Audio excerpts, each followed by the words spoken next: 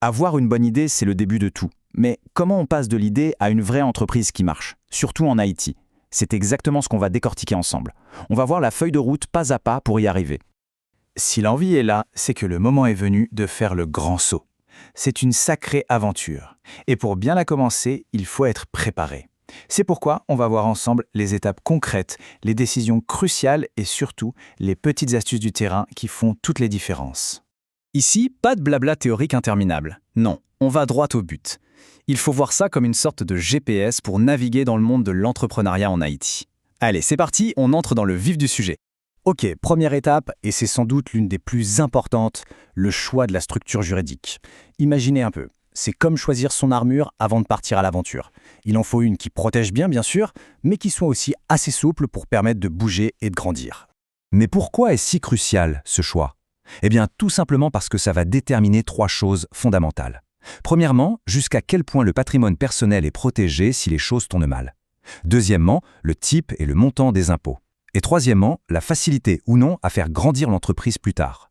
Bon alors concrètement, quelles sont les options? L'entreprise individuelle, ou EI, c'est l'idéal pour se lancer en solo, rapidement et sans prise de tête. Le gros bémol, s'il y a un pépin, les biens personnels peuvent être saisis. Ensuite, la SNC, Société en nom collectif. Ça, c'est pour les projets entre associés qui ont une confiance aveugle les uns dans les autres, parce que là aussi, la responsabilité est illimitée. Après, on a la SARL. Souvent, c'est le juste milieu parfait. Ça protège le patrimoine personnel, ce qui est énorme, mais ça demande un peu plus de paperasse. Et enfin, la SA, ou Société anonyme. Là, on est dans la cour des grands.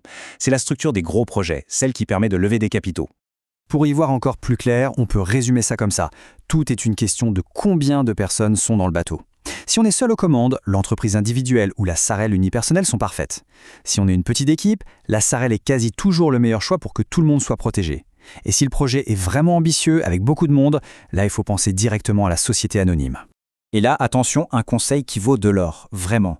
Quand on se lance, on est super enthousiaste, on ne pense qu'au succès, c'est normal. Mais il faut anticiper les moments difficiles, mettre noir sur blanc dès le début comment on fait si un associé veut partir ou comment on gère un gros désaccord. Croyez-moi, c'est une véritable assurance vie pour l'entreprise.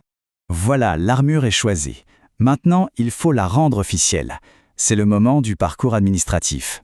Oui, le mot administratif fait souvent un peu peur. Mais en fait, il faut le voir comme un parcours balisé, une liste d'étapes à suivre dans le bon ordre. Et dans ce parcours, il y a des acteurs incontournables. On a le MCI qui s'occupe du nom et de l'enregistrement. La DGI, c'est le grand Manitou des impôts. Le notaire, c'est celui qui va officialiser tous les documents importants. Le journal Le Moniteur, c'est pour annoncer la naissance de l'entreprise au grand jour. Et bien sûr, la banque. Ce sont les 5 arrêts obligatoires sur la route. Allez, on prend les choses dans l'ordre. 1. On réserve le nom de l'entreprise au MCI. 2. On passe chez notaire pour rédiger les statuts. 3. On retourne au MCI pour s'immatriculer. 4. Direction la DGI pour obtenir son numéro d'identification fiscale, le NIF. 5. On paye sa première patente. 6. On publie l'avis dans le Moniteur. Et 7. Étape cruciale, on ouvre un compte en banque au nom de l'entreprise. C'est capital pour ne pas tout mélanger. Alors là, une petite note très importante qui vient du terrain. Les délais officiels qu'on vous donne au MCI ou à la DGI, c'est souvent de la théorie. Dans la pratique, ça peut prendre plus de temps. Donc, le mot d'ordre, c'est anticiper. Il faut prévoir large dans son planning pour ne pas se retrouver coincé juste au moment de lancer la machine. Et voilà, l'entreprise est officiellement née. Bravo! Mais attention, ce n'est que le début du marathon. Maintenant, le vrai défi commence. Gérer l'entreprise au jour le jour pour qu'elle dure dans le temps. Et pour ça, il y a des règles du jeu à connaître. Côté fiscal, il faut avoir 4 choses en tête en permanence. D'abord, la patente, cette licence à renouveler tous les ans.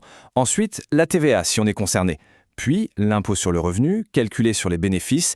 Et enfin, le plus important peut-être, tenir une comptabilité nickel et ce, dès le premier jour. C'est la base de tout. Ah, et voilà un point où beaucoup trébuchent, la différence entre chiffre d'affaires et bénéfice. C'est simple, le chiffre d'affaires, c'est tout l'argent qui rentre. Le bénéfice, c'est ce qu'il reste vraiment dans la caisse une fois qu'on a payé toutes les charges. Confondre les deux, c'est la voie royale vers les problèmes de trésorerie. Et ça nous amène à une autre erreur classique, mais tellement dangereuse. L'argent qui est sur le compte de l'entreprise, ce n'est pas son argent personnel. C'est une règle d'or. Il faut se verser un salaire fixe et s'y tenir. Le reste, c'est l'argent de l'entreprise. Il sert à réinvestir, à se constituer une sécurité, bref, à faire grandir le projet.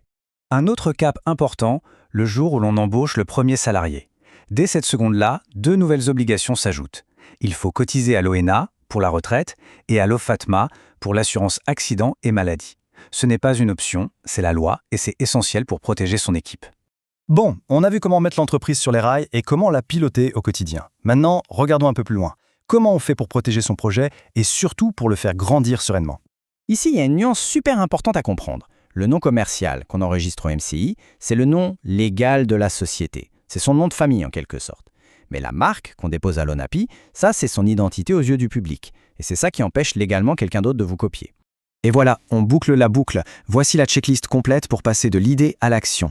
Choisir sa structure, réserver le nom, passer chez le notaire, obtenir son IF, payer sa patente, publier l'annonce, ouvrir son compte en banque. Et en bonus pour être tranquille, enregistrer sa marque. Chacune de ces étapes est une brique indispensable pour construire des fondations solides. Pour finir, une pensée à garder en tête.